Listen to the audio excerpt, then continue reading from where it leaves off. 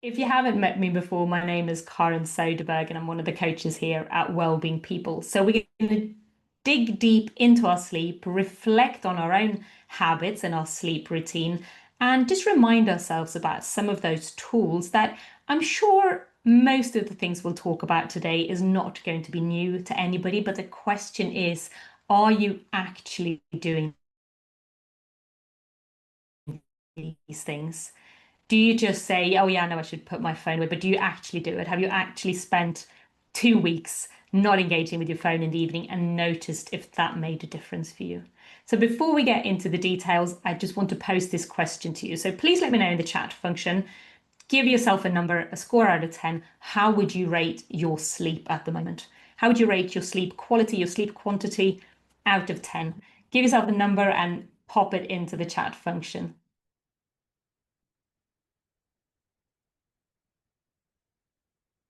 So we started out there with a strong 8, pretty good, right? And then I'm getting a lot of 2s to 4s. So just right there from the start of all of you putting your numbers in, and we're getting all of the numbers and quite a few 6s, but so many of you have put anything from a 2 to 4, maybe a 5. There's quite a lot of those in there. And it just goes to show if you are struggling with your sleep, you are certainly not alone. And we see this all the time. And when polled, over 80% of people struggle with their sleep. And so let's try and spend a few minutes reflecting on what the issues are for you. And feel free to share them in the chat function and we can engage with that as well. What is it that is going wrong for you? Is it the quality of your sleep? Is it the quantity of your sleep? What is the reason that you are not sleeping? Share in the chat function if you like, and I'll continue to go through the slides. Now, I mentioned that I will just connect and remind ourselves about our why. It's the fundamental of everything that we do. When we're attempting our habit change, we have to start by realizing why we want to change something. And sometimes we don't recognize perhaps that we do need to change something because we might be struggling with our sleep and we feel low energy or unfocused and we're struggling to keep up an exercise routine, stick to that healthy diet that we want to implement. And there are many reasons why it's so hard to do these things, but just take a moment to recognize what the reason is why you want to prioritize your sleep today. Is it to have more energy? Is it to be able to stick to those habits? Is it to be able to have a clearer mind and be able to focus on things? What is the reason that this matters to you?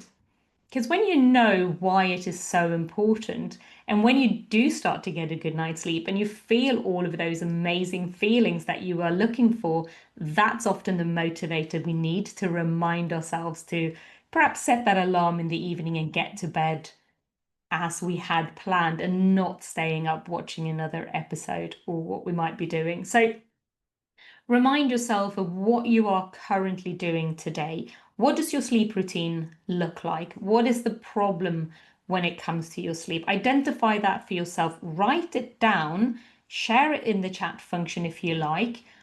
What are your habits around your sleep at the moment? Let me just check in with your comments here so far. Waking up repeatedly, the quality of your sleep is not great. Waking up often, yeah. Waking up at 3 a.m., possibly due to menopause. Yep. So very common, of course, for women at that age. The hormones are not there that has been supporting your sleep up until now. Waking up frequently in the night, so many of us do that. And it's common to think that perhaps if you're drifting off to sleep all right, that you're doing things right because you don't have a problem going to sleep. But the waking up in the middle of the night can be due to some of the things that you did during the day or in the evening before. So getting off to sleep and then feeling like it hasn't been great quality. So that's a great self-awareness. So really important to look at things like, your exercise and your eating and habits late in the evening and how are those impacting on the quality of your sleep. So reflecting on some of those habits, what are we doing today? Okay, and remembering that, of course, the life that we lead is essentially a sum of those things that we do. regardless of what that is when it comes to our well-being. So let's just highlight here for a minute what we mean when we say good sleep, right? Because there's the quantity, of course, how much we sleep. And in an ideal world, most of us would need about a minimum of 7 hours. That kind of goes for everybody. Women tend to need slightly more. Men can often get away with, 6.5, but nobody can thrive on less than 6.5 hours. When you sleep for less than 6 hours a night, your brain has just not had enough time to reset and regenerate overnight, and it will impact on your ability to hold your focus, to pay attention, to keep you calm, to function as well as we can overnight. So quantity is, of course, a big one. But the quality of our sleep also reflects on our autonomic nervous system. And we can see, and this can be really difficult to know. And it's just like one of you said in the comments that, you get to sleep all right, but wake up feeling that it's not been the best quality. So it's great when we have that awareness and we notice it in ourselves, but sometimes we don't. And that's when the wearable technology can come in handy if that's something that you're interested in, although I wouldn't recommend or advise anybody to go out and get one for that reason. Try and know yourself and recognize some of those things. But when it comes to our sleep, let's just run through some of these key 6 dimensions that I just want you to focus on and reflect over as we run through them. So how much do you sleep? And feel free to share again in the chat function, pop your comments in there. Let me see where chat's just moving around a little bit. There we go. Look at the duration of your sleep. Do you get your minimum 7 hours? Maybe you need 8 hours. I certainly, if I get 8 hours, that makes a big difference for me, and that really notice that in the day. So how much sleep do you get?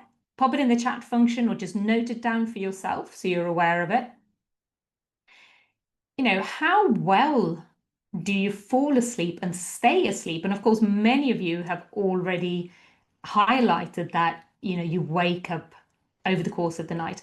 And I want to stress here that if you wake up because you need to go to the toilet, or you wake up at a certain time but you get back to sleep fairly quickly again, that's very normal and that's totally fine. The problem arises, of course, when we're awake for long periods during the night, and it starts to impact on your mental well-being and your physical and emotional well-being, and that stress of not being able to get back to sleep. That's a problem.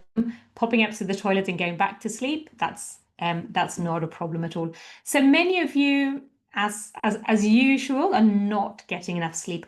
Some of you just 5 to 6 hours, between 5, that's quite a few of you, 5 to 6 hours. Sets of 45 minutes to 2 hours until the alarm goes off. Yeah, that's challenging, and that sounds really, really draining to deal with that. And there is no magic fix, unfortunately, when it comes to our sleep. And sometimes stressing and worrying about it too much makes it more difficult to fall asleep, which is really unhelpful. So prioritizing our sleep today starts by just looking at really small changes to our habits that we can implement that isn't going to overwhelm and stress us out. Because the more we worry about sleep, the less able we are at getting to sleep and getting a good night's sleep. So look at that, how well you are falling asleep, just a little self-evaluation of these 6 different dimensions. What times do you go to sleep? Do you go to sleep roughly the same time? Or does it vary every day? Just have that reflection and awareness in yourself. When do you sleep? What times? And how consistent are you with the times, with your waking and sleeping times? And how do you feel in the morning? Of course, in an ideal world, we'd all wake up, bounce out of bed, full of energy, ready to get on with our day.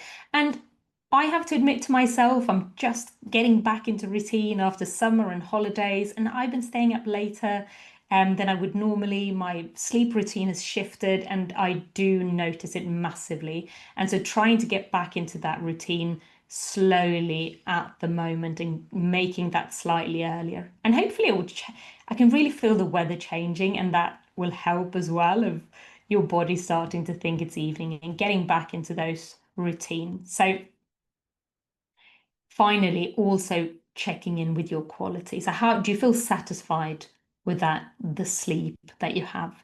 And don't mistake this from with, I'm coping and I'm getting by and I'm used to it and I get on 5 hours of sleep. Um, that's probably not enough for you, and you've just learned to cope with that amount of sleep.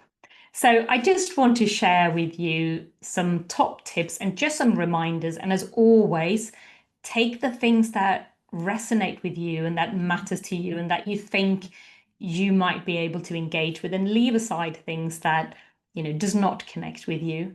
But the most important tool that I want to share with you today is having that awareness that a good night's sleep starts first thing in the morning, right? So start your day preparing for your night's sleep. That sounds a little bit strange, but getting sun exposure the first thing you do in the morning is absolutely crucial. Now, it doesn't have to be a bright sunny day. Even if it's cloudy and the sun's not quite up yet, stepping outside, whether that's going for a walk, going outside with your cup of coffee or tea, just sticking your head out the window, whatever that might be, getting sunlight into your eyes helps your body to regulate the hormones. So the daylight tells your brain that it is time to get up. It shuts off the melatonin and starts producing the cortisol, and it's really beneficial for regulating your circadian rhythm. So there's one thing you want to do, and to start with, this is a really nice way to start the day, not only because of the sleep quality you might gain from it, but it's also a great way to start the day to get you energized, especially if you're getting some movement in with that as well. A great place to start to set you up for the day.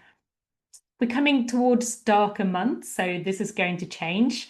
Of course, difficult to get sunlight into your eyes when it's pitch black when you wake up, and we all get up at different hours. Of course, some of you start work early and are up early.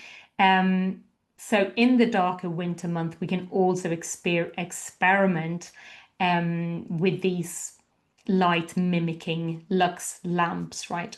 That we can use in the darker months to just help support our energy and our mental health for many people who suffer in the darker month. But we can also use those. So you can use them as a wake-up clock, right, in the darker month to just get that light. And then you step outside for the fresh air as well. Right, let me see your question there. Does it have to be direct sunlight? Yes, you do need to get that into your eyeballs. So if you can step outside or just stick your head out the window, that works much better than just looking outside, because your window is blocking the rays that you want your body to connect to. The next one is consistency. So once you've got that sorted, with the light first thing in the morning, think about consistency. So your body thrives on routine when it comes to your sleep, and your circadian rhythm is the basis for that. So prioritizing regulating your circadian rhythm, it's helpful to start with the daylight, but also schedule in a regular routine. So try and stick to the same bedtimes every single day. Try to get up at the same time every day. Do you all do that already? Just give me a quick yes or no in the chat function. Do you tend to get up at the same time and go to bed at the same time each and every day? Varies, as I would expect. Quite a few yeses, pretty much. Yeah, it's a really good habit to have. Of course, most of the time. You don't have to do it every time. Sometimes you go to a party or you're out in the evening, and that's absolutely fine. But what we try to avoid is having a situation where, oops, sorry, a little bit too far. We want to avoid a situation where we have a routine Monday to Friday, and at the weekend we stay up till the early hours and sleep half of the day. That's really detrimental, and it puts your body into a state of social jet lag. So you're always just feeling a bit jet lagged. Focusing on winding down in the evening as well, a good habit to implement, to having chill downtime, not doing activities or engaging in things that is going to energize you at the time of the day. Now, what we eat and when we eat and drink really matters as well. So, a lot of people are very sensitive to caffeine, other people are not. Some people kind of get used to it. But if you want to experiment a bit with focusing on your sleep, then perhaps setting a caffeine curfew around midday and just noting if this makes a difference to you, because the caffeine will stay in your body for around 10 hours. And even though we're not noticing the effect on it, it can impact on our sleep, and it can also have an impact on the waking up. The next one is to rest your digestion. So please try to leave at least 2 hours from your last bite of something to eat till going to bed. So that takes out snacking in the evening as much as possible. If you do have to snack in the evening, try and make that things like vegetables or things that could be easy to digest. But what we don't want is to go to bed having just eaten loads, because your body is busy digesting that food, your temperature rises, and those things are not conducive with a good night's sleep, right? So 2 hours before you go to bed. Now, alcohol and big meals, too much sugar, too much, heavy, rich, fatty foods, or just too much food in general is not quite helpful. But particularly alcohol is really disruptive to our sleep. So although it's sort of a sedative in the sense, a lot of people think that having a drink helps them get to sleep, but it's not good quality sleep. So that could be something to be aware of for people who are noticing that the quality of their sleep is not great, because you can get your 8, 9 hours of sleep and still feel drained. And the alcohol unfortunately disrupts that ability to switch off. Also, in terms of eating, and especially in the evening, that we're not rushing our meals, that we're not feeling stressed when we're eating, because, of course, your body will be that much busier trying to break down and absorb your food and the nutrients. So, if we can just be as calm and relaxed as possible when we're eating, that, of course, helps as well. So, a few things to consider just about when and what you're eating. But the most important thing is to leave that break before going to bed. The next one is movement as medicine, of course. Doing exercise in general is good for our sleep. Doing exercise is good for our well-being in general. Staying active and moving throughout the day is more important. And if you could stay active and moving in nature, that is even better. We all feel calm, feel a sense of calm, feel a sense of connectedness, a sense of mindfulness, perhaps when we're spending time in nature. And that's just not something that we associate with being in nature. That's a scientific fact that the chemicals that we're surrounded with in nature and things that we can absorb from trees and plants around us help to calm and regulate our nervous system as well. So spending time in nature, doing physical activity in nature is really helpful. Exercising regularly, of course, all of those things that are helping our to regulate our heart rate, to keep our heart rates down, so we're able to regulate and calm ourselves when we're needing it. But I would say one thing on exercise is, if you are training in the evening, which sometimes we have to do because it's the only time we can fit it in, and of course, any type of training at any time of the day is going to be the best if it works for you. But if you're struggling with your sleep and you're noticing that this impacts on you, have a little look about when you are exercising and reflect on some of those. So if you're doing quite hard, intensive, competitive sport or a hard workout late in the evening, this is very likely to disrupt both the quality and the quantity of your sleep, because your body is ready and energized and ready for action, and it can take quite a while to calm that down. So something to be mindful of if that is you. And just some good things to practice in general. Now, I know I'm rushing through this, but there's the whole idea of it. And of course, this video recording is available to you to go back and reflect on some of these things so that we can just pick one or two things to start experimenting with. But consider your sleep hygiene. What does your room look like? Is it cold, cool? Hopefully that should be easier to manage now that it's getting a bit cooler outside. But in an ideal world, you want your bedroom to be cool and dark and calm and clutter-free and not have anything that is going to disturb and disrupt you, right? If you have a busy mind, if you tend to go to bed worrying about things or you wake up worrying about things, it might work for you to keep a diary, to journal, to write things down before you go to bed. Anything that you've been processing during the day can be really helpful for some people. It's not for everybody, but it can be really helpful to write down all the things that you're thinking about, that you're worried about, because it helps your brain recognize that you have dealt with this already. And you can even put a tick next to it so that you know you don't have to worry about it in the middle of the night. And it can be really, really helpful. You can trick your brain in those senses. Avoid screen an hour before bed if you can. Experiment with just, and I know we all use our mobile phones as an alarm clock, but there are other ways. There are actual alarm clocks as well, and I would really, really recommend it. It's so nice to not end your day staring at a screen, not just because of the blue light, but because it stimulates and activates your brain, right? It's all that information overload. So you're just bombarding yourself with images and news stories and everything that's going on. And then you switch off and you think you should be able to go to bed. And of course, that's not really helpful either. So do experiment with that.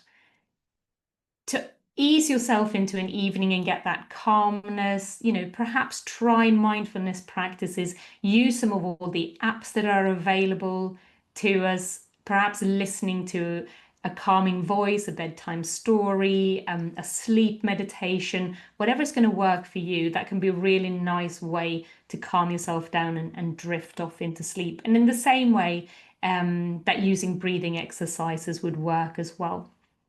Now, I've also put here, don't force sleep.